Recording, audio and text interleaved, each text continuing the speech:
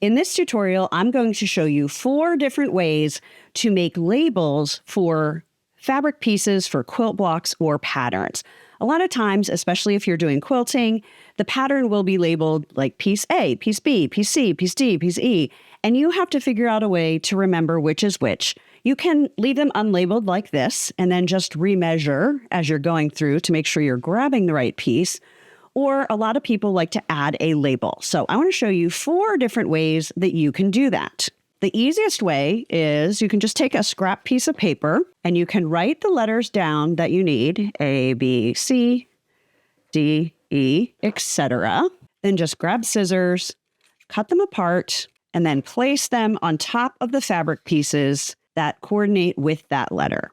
Then you can save them to use over and over, or if you lose that, you can just redo that process. So that's one way. Just use paper, write the numbers.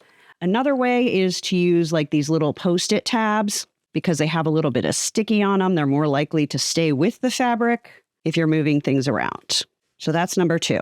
Number 3, you could take a pencil or a heat erasable pen that is designed for fabric, and you could draw the letters right on there. I do like to do it on the back, even though I like to write the numbers on the back of the fabric, even though it will go away when you heat it, just to be extra safe. All right, this one, it's harder to see, so I do kind of have to put it on the front, which is fine because it will erase. But herein lies the problem with using pen is finding the perfect color pen that is going to erase with heat, or you can use a chalk one. I don't know. It's a little bit trickier unless you have a wide variety. So I have decided to make a bucket of letter clips. So I took 26 of these fabric clips, all in the same color, just because I like it to coordinate. And I am going to write letters right on here with a Sharpie. You could also make little stickers if you prefer, but these are going to last, and they're also going to keep all those pieces clipped together.